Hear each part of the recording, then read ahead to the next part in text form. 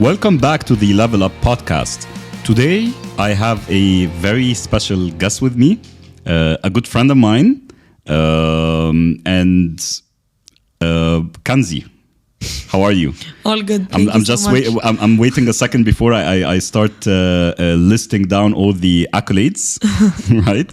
But how are you doing? First? All good. Thank you so much. I'm very happy to be here. We've been trying to do this for a long time. Yes. So finally we made it. Yes. So I'm very excited. All right. So Kanzy, you're 29 years old? You're 29 years old, right? You have established more than 220 professional accolades. Correct. In squash. Yes. Right? You were ranked number 21 worldwide. Mm-hmm.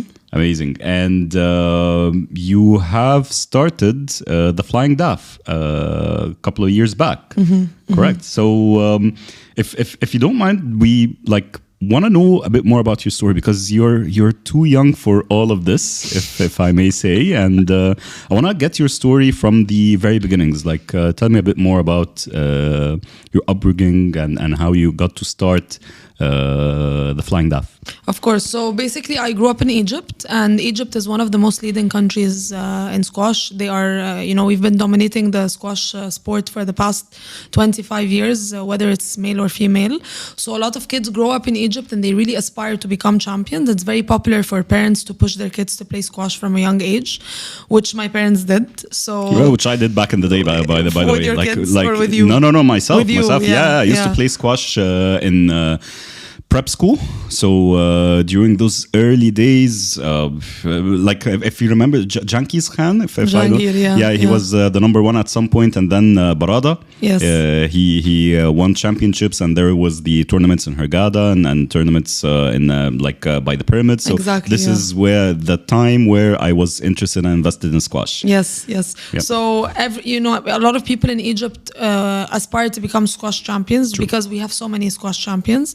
And I started playing when I was 7. I didn't really like the sport. For me, I was playing a lot of other sports, but my parents said that squash, I have a bright future in it, but I wasn't really interested in the sport until I was 9 years old, when my parents took me to Germany to play my first ever international tournament. I used to play locally, but I didn't really like the environment and the competitive vibe. I thought it was very intense. And then I went to Germany and I took second place. And I remember very well, I was 9 years old, and the feeling of holding a trophy up and having my first international achievement, only then I understood how good I was from a very young age at that sport. And only then I understood my passion for winning and for not wanting to be second ever again. Mm-hmm. So I went back and then I told my parents, I want to play squash only, remove me from all other sports. And squash is going to become my future, my career. And from that moment on, I was determined to become the best squash player in the world and the best squash player that I could ever be. How did they take it? They were very happy, of course. Okay. I was still playing a very few sports like swimming or things like that, but the basic sports. But squash was my ultimate priority, and I started very intensely from a very young age. So I was training 5 to 6 times a week, multiple hours a day from only when I was 9 years old, and that intensity only kept increasing as I grew older.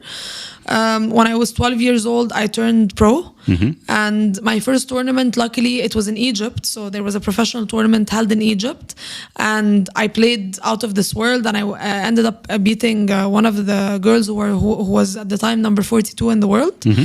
And again, that was another, light bulb moment for me when I realized that I wanted to become an incredible pro. It's turning to a career. It's turning to exactly. to something that you want to pursue and you want to move forward with. Exactly. I looked, I looked at myself in the mirror and I said, I just beat the world number 42 today, and I'm only 12 years old. So I can only imagine what will happen later on. And I was either 12 or 13. I don't remember. But at that point on, turning professional at a young age was also something that a lot of Egyptians do compared to other countries. Other countries, you would see people turning pro from 18 or 19 or even after college. But in Egypt, you turn pro from an extremely young age. And a lot of people play locally under their age category, but also play pro. So this is what I was doing up till I was 18. And of course, I started breaking the top 200 and then 100. And then, I kept climbing up the rankings. And then after I graduated from high school, I wanted to play full-time professional. So I told my parents, I am now I don't remember which number I was, let's say 60 something. I said, okay, I want to stop playing. I want to stop my education here. I finished high school. I don't want to go to college. And I just want to become a professional athlete. And they said, absolutely not. Of course. And it was a very hard moment for me because my high school was very difficult. I struggled a lot to balance between my academics and my sport. And I just wanted to play squash. That's all I wanted. And of course, looking back at it now, that was, it wasn't smart because what if I get injured? What if something happens? Then I don't really have another career. But yeah, so I graduated from college and I had an opportunity to go. I was recruited from an American university to go study abroad. And this was an incredible opportunity that I couldn't say no to because I had, a very high financial aid to travel to the US and continue my academics there. And I really liked the idea of traveling and being so independent and moving countries, like leaving everything in Egypt and going completely across the globe for a new adventure. It was extremely exciting for me to play college sports because for me squash is an individual sport, but in college it was a team sport. So it was a completely different that's a different mentality because completely different mentality, completely different setup as well. You're not playing for yourself, you're playing for a team. So I really discovered new things about squash at that time. And I also really liked the fact that I was going to live alone and be alone and discover a lot of things about myself, learn new cultures, just learn how to do everything by myself. So I thought that this was an incredible opportunity. I told my parents, they agreed for me to go eventually. Again, at that time, it was not popular at all for female squash players to leave Egypt and go abroad. Now 10 years later, it's extremely popular. Everyone is going. But at the time, it was almost unheard of. And a lot of people were, they thought it was a bit of a bold move or a bit of a very courageous move for me to go there. And then I went there and I was playing number one for my college as a freshman, which is also something that doesn't happen because you usually play one in your junior or your senior year. So I really liked being like the small young freshman of the college who's playing number one, and I always, like, all my teammates always relied on me. I was always the one who they didn't even think about it. It was always like, Kanzy's gonna win her match, let's focus on the other matches now to make sure that we get the win. And at the same time, I was also playing professional. So I was studying, I was playing squash for college, and I was also playing professional all at the same time. Now, the difference is that when I was in college, my mentality was completely different. Every time I went to a pro tournament, I didn't care if I was gonna win or lose. So I would just show up. I'm a student at the end of the day. I'm a student. No one has any expectations of me. I'm still in my first or second year of studying. I show up. I'm playing number 20 in the world. Zero expectation. I'm the underdog. I go in. I win. I play the best squash of my life. I go back to school, go back to studying, go back to playing with my college. And I just kept doing that. And these were the years where my performance was going really well in both college career and professional career. And then when I graduated, this was the moment when I said, okay, now is the time to take it full on. I have no excuses, right? My parents are not going to ask me to do a PhD, right? It's done. So I finished my high school, I finished my college. At the time, I was number 30th in the world and number one in America on a college level. And I said, this is my moment to shine, to become the best squash player that I can be. I'm going to get on an intense training program, on an intense diet, on an intense fitness program. I got the best coaches of the country. I had a mental coach. I had a full-on team with me to really give me the full resources to become the best player that I can be. And how old were you at that time? 21. You were 21. So you had the full team, you had the full support, you have everything to just take on this world of squash, the world of sports, and rank up and try to reach number one. Exactly. Cool. Exactly. So it was, I was 21, like about to turn 22. That was the time. And I was 30th in the world. And I had never had these kind of resources before in my whole life. And I was never full-time professional. I was never a full-time professional athlete as well.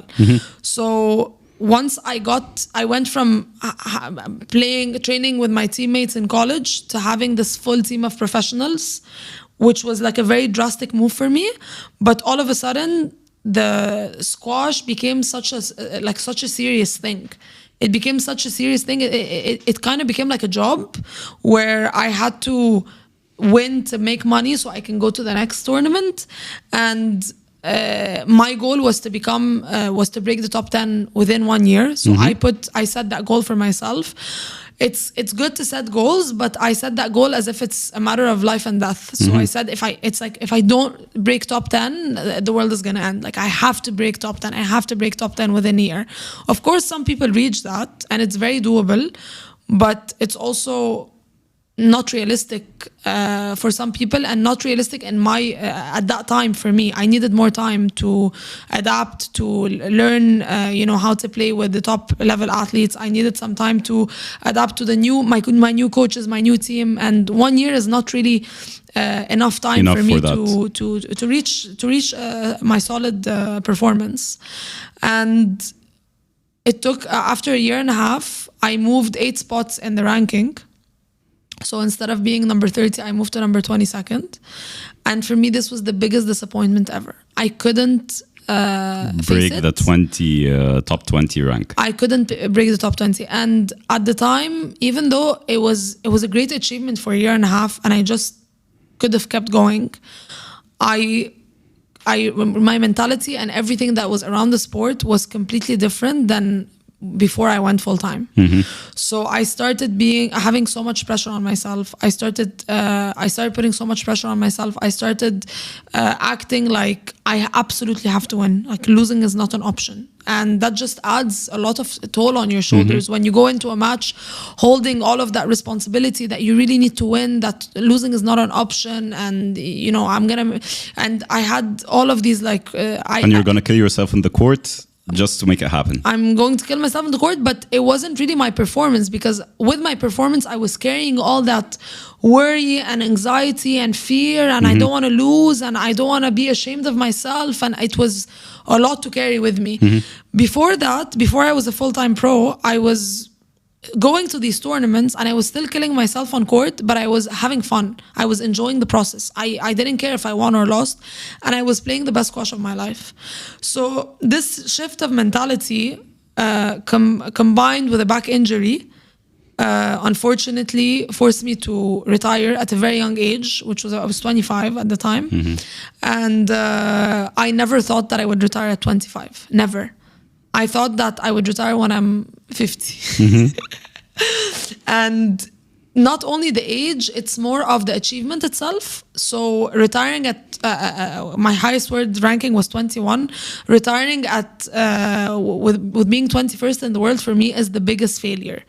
I didn't even make it to top 10. So for me, it was so embarrassing and such a failure that I couldn't even announce, or I couldn't even tell people that I retired. So I just stopped. I didn't even, usually professional athletes, when they retire or when their careers end, they write a nice post on social media. They announce that they retired. There's an article about it. They thank their sponsors. They thank their parents. They thank their coaches. I couldn't even do that because it was so hard for me to accept that I'm retired. I just put it behind me. I said, okay, squash pro career is behind me. I don't care about it right now. I just need to see what I'm going to do next. Nice. And actually looking into your story and the different milestones that you have been talking about, like especially you were saying since high school you wanted to stop education and you wanted to pursue this career. It tells me big time that you're bold and you're a risk taker. So how did you manage realizing that you cannot make a decision about continuing the sports career, right? You have an injury. Your doctors are not clearing you to compete, and you cannot continue competing this way. So you took this information, you took it to yourself, you didn't go public with it. What was your thought process on the next move? and the next steps? And how did you start taking the upcoming risks that you're going to talk about? So I always knew that I don't want to work in a conventional, like traditional office, 9-to-5 job. I don't want to work for someone. I don't want to, just have any job in any company, even if it's a multinational company. I always knew that in the beginning, I always knew that I wanted to become, world number one in squash, for example. And when that didn't happen, I wanted to become number one at something else.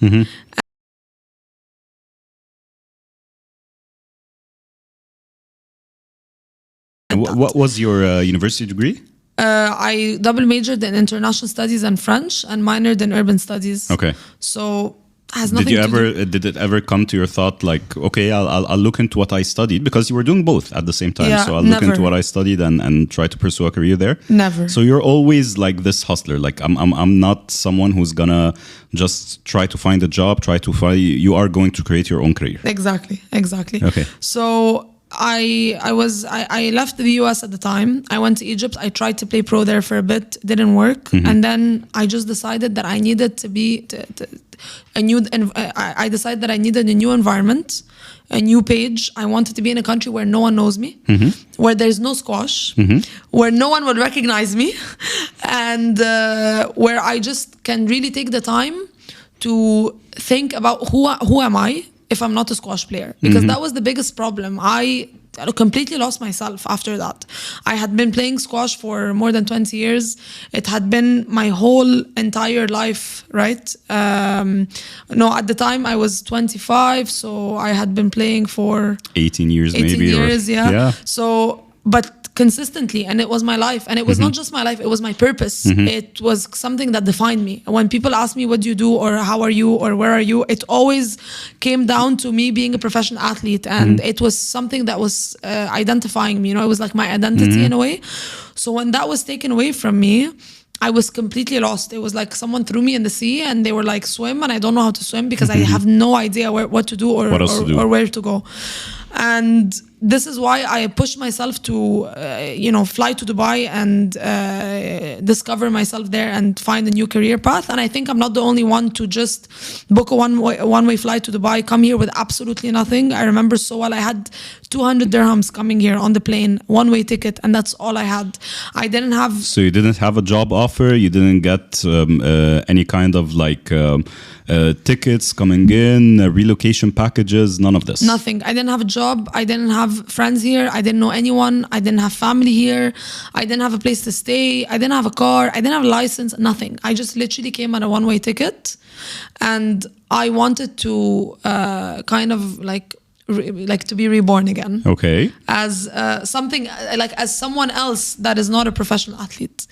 So coming here, of course, I did what everyone or most of the people do here in Dubai, hustled my way through, worked in every single job that you can imagine, knocked on every single doors, knocked on every single door. I went to every single industry. I didn't care what it was, whether it was real estate. And this is actually how we got to know each other, by the way. Exactly. Yeah. So whether it was, social media, marketing, restaurant, hospitality industries, hotels. I did all sorts of jobs, and I just wanted to... Who guided you? Like, how did you do this? Like, you're coming in, you booked a one-way ticket to Dubai, knowing it's an amazing city with amazing opportunities. Like, everyone who's living here can attest to that. Yet it's not like, if you don't work, or if you cannot hustle, or you cannot make money, it's not going to be easy for you to survive. Of course, it's expensive to live in. It's not easy to just stay here without a job, without work, with anyone. So what was your thought process on that, and how did you take it? I think my biggest motivation is that I always knew that I was going to make it far. I didn't really know exactly how or what are the details, but I knew that if I worked hard and if I pushed through hard enough, and if I'm consistent and persistent and super dedicated, and I just keep going, I knew that I was gonna reach somewhere. But the exact steps were unclear to me. I didn't know which career, I didn't know which industry, I didn't know how I was going to reach there. I just knew that what's coming is better.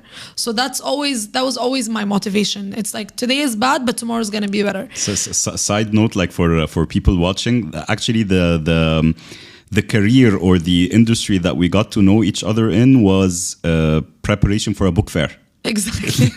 So it's So not random. related to sports. It's not related to technology. It's not related to anything. Yet this was the industry where we got to work together. Yeah. I remember you were freelancing at that point, Yes. if I'm not mistaken, and Yes. we were providing services for the book fair, and then we got to work together. And this is where we connected. And fast forward, now we're actually like friends and working together on other stuff we're gonna tap into. Yeah. So So I in the beginning there was no guidance. It was just get as many jobs as possible in one day. And at some point I was doing 4 jobs at the same time because 2 of them were part-time, 2 of them were in the evenings. So I just wanted to do as much as possible.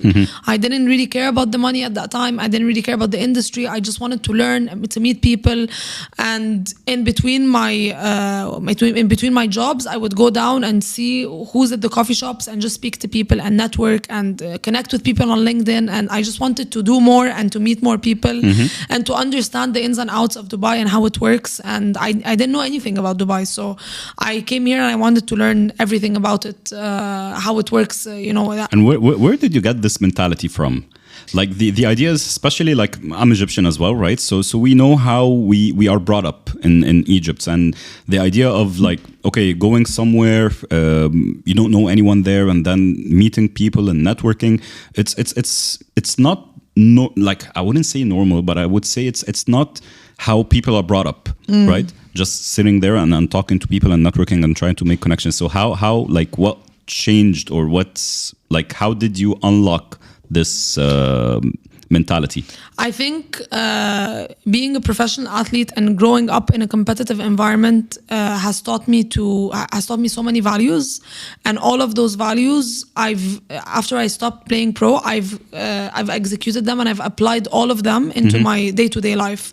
So it's a combination of being determined and wanting to reach my goals and wanting to be the best and wanting to be successful, and whatever it takes, I'm gonna get there, and hustling, and this all falls down under the category of me being a professional athlete. So it was more me taking everything that I had learned in the past 18 years and applying them to my day-to-day life, because I'm not on court anymore, can't breathe from being tired and pushing through. So I translated that in a different way in the corporate world. So sports gave you this mentality or this drive to actually implement it also in the regular job. 100%, yeah. Great, amazing. So you kept on hustling, you kept on trying out. What happened then? I hustled so much that at some point I was so worried, because I messaged every single person on LinkedIn in Dubai, and I would be so worried because I would be sitting in a random place and I would be like, this person I've messaged. Or then someone would come and tell me, I know you messaged me on LinkedIn. From you or something. Yeah. Or I would be at a job and someone would be like, you messaged me on LinkedIn. And I was so embarrassed. So my reach on LinkedIn was absolutely ridiculous. I was literally being a full-time employee for myself on LinkedIn. I didn't leave anyone without messaging them. So one thing led to another. I had 2 jobs in the morning, and in the evenings I was teaching French and also coaching squash. So squash was still there somehow, but again, I'm not being vocal about it. I'm just coaching some people in their own buildings, and that's it. I still had so much resentment towards the sport that I was just doing it for the money, and I didn't want anything that close to the sport. Interesting. Yeah, and then I started making a bit more money, and I started getting into the events industry where we met. And once I became a bit more financially stable, Corona hit. Right? And when COVID-19 hit, this was one of the most revolutionary moments of my life, because that was the time where I had freedom and I didn't have anything to do. So I spent most of my time thinking and analyzing what I want to do with my life and what I want to do with my career. Because now I didn't have financial problems. I was in an okay place. I wasn't in a great place, but I was in an okay place. For me to not worry about it, or for me to not need to do all of these random jobs delivering groceries, posting things on social media, running events, being a driver, anything that you can imagine. So at that time, I said, okay, I have already hustled my way through. I'm now standing up on my own 2 feet. Saved up some money, like you're not so worried about it, and exactly. But I'm still not the best at what I do, right? I'm still not number one at anything. And most importantly, I'm not passionate about any of the jobs. I'm good at some of them. On executing them, but I'm not anything in particular. Okay. You know, I have colleagues, they are as good as me. I still have a manager. I still have there's still a director. There's still a CEO. I'm still reporting to people, and I'm not the best. And at the same time, there's a limitation to growth, because even if I become the best in this company, I need to go to another company, and I still need to become the best at this company. Yeah. And I just felt like this is not the career that I want to that I want my life to go in. So the most important thing was to finally face the fact that my biggest passion in life is squash, and this is the thing that I'm the best at. And I don't, even though I'm good at other things, I'm not good, or I'm not better at anything other than squash. And this is when I saw the golden opportunity of doing something with squash in the UAE. My biggest motivation was that there was no one with my credibility here. Even though I'm not world number one, I do have a good CV and good achievements in squash that no one here has. And at the same time, there's no squash here. So this was my biggest concern, or like my biggest question, because I know that there are so many squash courts here. So I started counting them. I started doing research, and I saw that there's like more than 1,000 squash courts in the UAE. Wow. Okay. Which is a huge number. Every gym, every residential building, every club, every hotel, they have a squash court. And at the same time, you have so many English people in Dubai. You have so many Pakistanis and Indians and Egyptians. And those are the people who love squash. Those are the people who play squash the most. So I didn't understand, how come you have all of those courts and you have the full resources and you have all of those people who are interested in the sport, yet you don't have any squash here? Okay. There's no league, there are no teams, there's no federation, there's no national team, there's nothing. So this was my golden opportunity to strategize and make a full plan for the Flying Duff. When I first started it, I realized that the gap that's missing is the fact that there's no squash academy, but that means that there's no community. So we need to have a proper community in it that attracts people to come, not just someone to come and play and leave, but to really come and feel like they're a part of a community.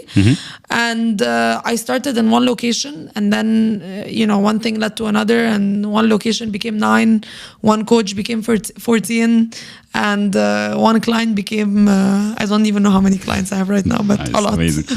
and you're being very like quiet when saying the locations, because I think right now you're running in the best squash courts in UAE right now. So you exclusively run on some of those courts, and you are like co-running other courts as well, but they are some of the top courts in the UAE today. Exactly. So I made sure to launch my academy in some of the most luxurious locations in the UAE. So in Dubai, for example, I have Jumeirah Beach Hotel, Jumeirah Mina Salam, Emirates Golf Club.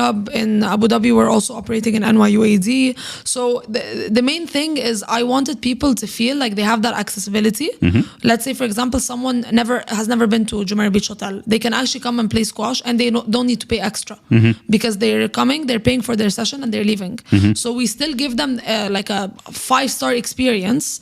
They come in, they have the towels, they have the waters, they have the reception, everything is so on point, and everything is so high end. Yet you're still paying a lot less than you would pay in tennis or paddle or badminton even. So the prices are extremely competitive, but you're getting the best treatment. So this was my strategy to be able to attract as many people as possible. Amazing. And I'm not gonna ask why did you call it the Flying Duff, because you talked about it before. So if anyone wants to know, just follow Kanzy on her Instagram, and you will get to know why it was called the Flying Duff.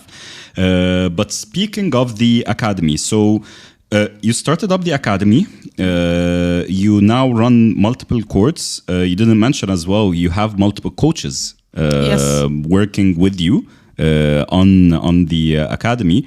Can you tell me a bit more about what are your goals with the academy now that it exists, now that you're creating this community? What is I would say, the short-term goals for the academy? So for the short term, we just launched the first ever UAE national squash team.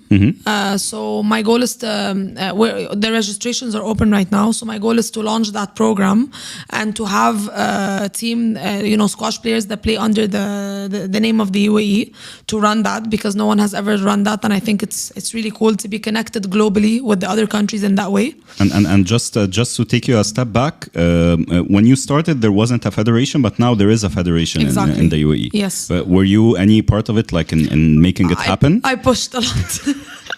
Let's just put it that way. I pushed a lot for it to happen, yeah. All right. So now there is a UAE Federation for squash, and there is a program or a project to have the first UAE national team as part of representing the UAE in international competitions for squash. Exactly.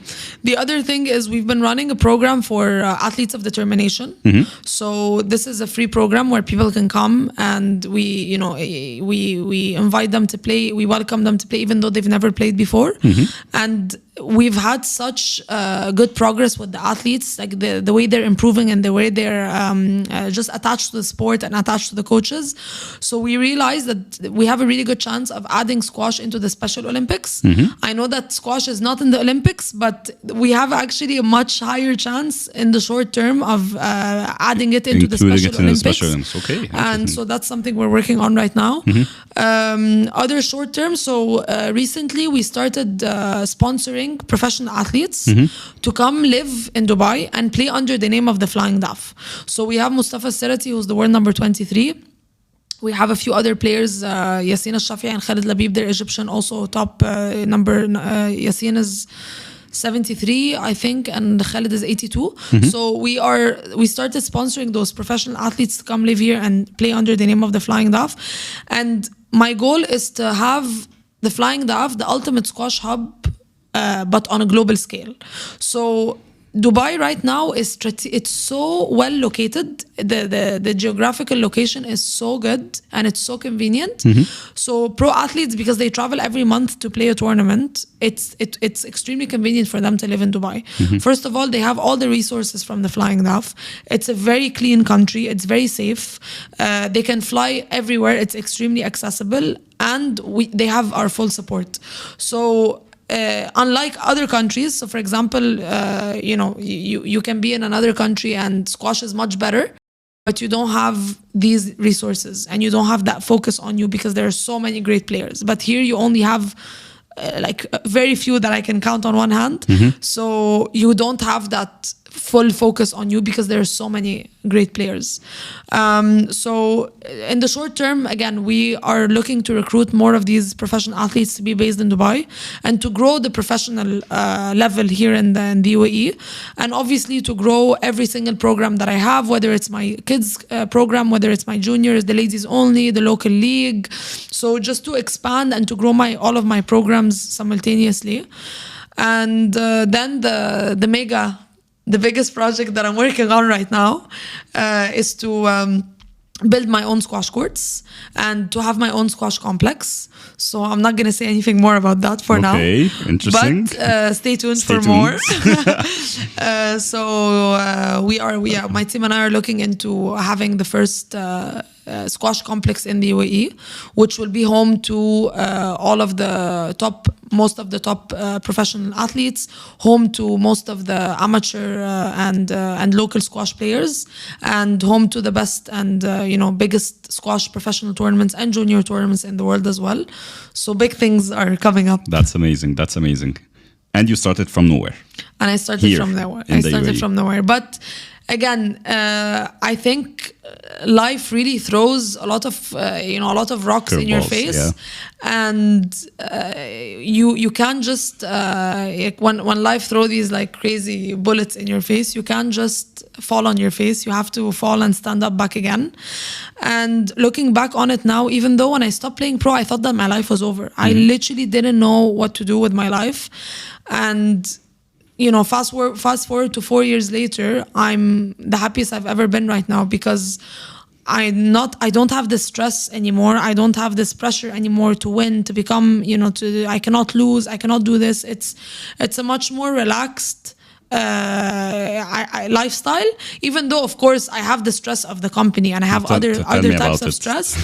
But at the end of the day, I really enjoy my life as an entrepreneur a lot more than I was a pro athlete. It's I don't know how to explain it. It's a lot more mature. It's a lot more exciting, actually. More fulfilling, I would say. It's a lot more fulfilling and satisfying, and it's a lot more exciting, because as a pro athlete, it was either I was winning or losing. Yes, there are levels. For example, if I win a major tournament. Yes, if I lose, there are good losses and there are bad losses. But at the end of the day, it's just winning or losing. Achievements. You've won this X times. You've won this tournament 7 times, 8 times, sure. But at the end of the day, it still all kind of falls under the category of winning or losing. Mm-hmm. Whether as an entrepreneur, there's so much more to achieve, and you have the responsibility of so many people around you. You're not just playing for yourself anymore, right? So you have to work so that this program is successful, so that these kids can become great squash players. You have to work so that you can get the best squash players here, so you can give them better opportunities as professional athletes to have better lifestyles and to compete more comfortably and to have more money while they compete, etc. So it's more, I think I really enjoy the giving back to the sport and giving back to the community and offering so much more value to the world, rather than just winning or losing for my own good. So definitely my life as an entrepreneur is a lot better, and I would have never thought that. I would have never in a million years thought that I would be sitting here and saying this today. So it's funny how life works, but again, when you fall down, is actually shocking as well that you're saying it's kind of relaxing right now, because knowing you, like we've been working together on several different aspects. It's hard to get a hold of you, right? Like even this we were trying to schedule for several weeks, and you are busy. Like, simply speaking, you're so busy. You're always all around the world. You're traveling. You're planning this. You're doing this. You're always on calls. You're always doing this. And now you're telling me it's like if you relax. So I'll put it that way. When I used to lose a professional match, I would turn my phone off. I would not speak to anyone. And I would go to the extremities of, I go back to my room in the hotel, and I would just turn everything off, and I would stare at the ceiling and I would stare at like one thing in the ceiling, whether it's like a black dot or something, and I would just stare at this black dot for hours and hours and hours, like 12 hours, 14 hours, and I lose track of time. It's like someone died. Mm-hmm. The pressure that I had on myself to win was so intense that even though right now as an entrepreneur I have difficulties, of course the business is very hard, there's a lot to do, the stress is very high, the work is non-stop, but you don't have that type of I don't even know how to explain it. It's more like disappointment about yourself. You're so ashamed of yourself. You're so disappointed in that loss.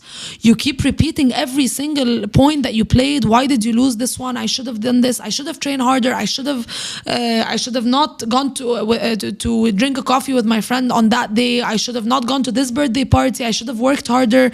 Maybe this player worked better than me. So you were taking your results upon yourself. 100%. And I think the whole process of winning and losing really weighed me down as a person. Whether now the stress is actually invigorating, like I run on stress. The more stress we have in the company, that means that something good is happening. We have something big coming. We're working on an event, or we're bringing people, or we're recruiting some professional athletes, or there's always something super exciting going on. So even the stress is translating into something incredible that's about to happen. So yes, let's stress for 2 more days, but we're about to deliver one of the the greatest camps. Speaking of stress, like on a side note, so one of your team members, Khalid, shout out to Khalid. The funny fact was that he used to do both, like he had a full-time job and he was doing flying DAF on the side as well. And then you were able to, and he was also very convinced to take flying DAF full on as a full-time job, right? I remember first week he started being full-time. he was working his ass off like from 6 in the morning or 7 in the morning until like 11 or 12 in the midnight. I was like, man, like you were doing it along a full-time job. Now you're actually full-time on Flying Daft. Why is it not different now? Yeah, so Khaled is one of those very few people in my life that I trust fully. He's taking care of everything in the academy. He knows the ins and outs of everything. He runs all the operations on ground. He's the current executive director of the company. Our dream, both of us, was to become full-time a long time ago. Yes. You know, we launched, the academy was launched in May 2021, and we both were only able to become full-time 2 months ago. So it took some time. It took 2 years or a bit more. And Khaled is so passionate about the academy that he always gave it 150%, whether he had a full-time job or not. So I think when he turned full-time, he was so excited that he's full-time that he actually worked double what he was doing before. So yeah, I think it's just it's super exciting because again, we're offering something in the country that no one else is offering. We're leading a whole empire of of coaches, of courts, of clients who we want them to become better as well. I think the good thing about what we do is we don't always look at the numbers and the business side of things. We also really care about our clients. We care about them being happy, about their levels, about their progressions, about them becoming the best players that they can be. And customer satisfaction and people being happy where being part of our community is the most important thing for us. And we always find a way to accommodate and to make everyone happy, whether it's a local player or international player. So this is something that we really care about as well. Cool. And last couple of questions before we wrap up. Squash in the UAE. What is your message for people who might have not practiced squash before or don't know about it? Like, is it a family sport? Is it something I would imagine the nearest competitions to squash would be paddle or tennis, right? So is it a family sport? Is it something that friends can come and play together? Is it something that people need to actually train for? Is it good for kids? Like, if you can tell me or give a message out for people who might be interested in squash. Definitely, I think squash is one of the most underrated sports in the world. It was voted a top healthy sports in the world by Forbes. It's actually incredibly good for your health, and because the perk is that not that many people play in the world. I mean, 26 million people play in the world, but compared to other sports, it's not that big of a number. So you actually have a much higher chance of becoming a top ranked athlete. So for example, in tennis, if you're ranked 200, people are saying, oh my God, this is amazing, right? Because you have thousands and thousands and thousands of people playing. But in squash, if you're 200, you're so far off because the people who are playing are only a handful. So you actually have a better opportunity to be recruited and go study abroad, whether it's in the UK or the US or Canada. You have an opportunity to be recruited and study abroad if you're an okay squash player. You don't need to be an incredible squash player like the other sports. And it's definitely one of those underrated sports because of its low visibility and exposure compared to other sports. But I would encourage anyone, even if you've never played squash before, just come and try it out. It's so fun. It's incredible. I think the few people who I've heard had a bad experience, that's because they probably went and tried to play with someone who doesn't know how to play. And then they both got frustrated because it's a lot. I think this is the reason also why it's a bit frustrating, because it's a lot harder to hit the ball than in tennis or in paddle. Because the tennis ball, it bounces very high up. It's much easier to hit. But squash doesn't bounce. It's like a rubber small ball, so it doesn't bounce that high. So until you warm it up. But it could come across as discouraging for first timers. So if you've had a bad experience in squash, that just means you didn't play with the right person.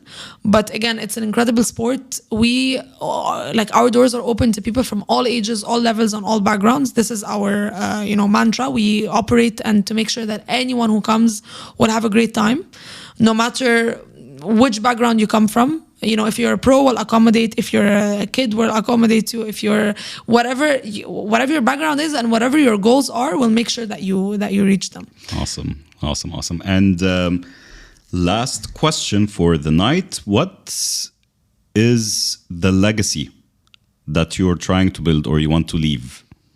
Definitely to be the ultimate squash hub globally. So anyone in the world who wants to play squash or knows about squash or has heard about squash, they also know the Flying Duff. So I want the Flying Duff to be associated with the world, the sport of squash, and to be the ultimate hub in terms of resources. So if anyone wants to play, this is the place to be. If you want to become a champion, this is the place to be. So this is what we're trying to build knowing, right now. knowing the drive that you have, I'm sure this will happen. Thank you. I'm sure this will happen for 100%. Hopefully. Awesome. Well, thank you so much, Kanzy. It was a pleasure. Thank you. And I look forward to more and more success. I think we have to do a second episode because I still have so much to talk about. Yes, absolutely. Actually, like a fun fact, I had a ton of notes to talk about. We probably didn't tap into except maybe a couple of notes from those. We'll do another one. So definitely we'll do another one. And maybe by then, this announcement, we get to talk more details about it. Hopefully. All right, cool. Let's see. Sounds good. Awesome. Thanks, Kanzy. Thank you so much.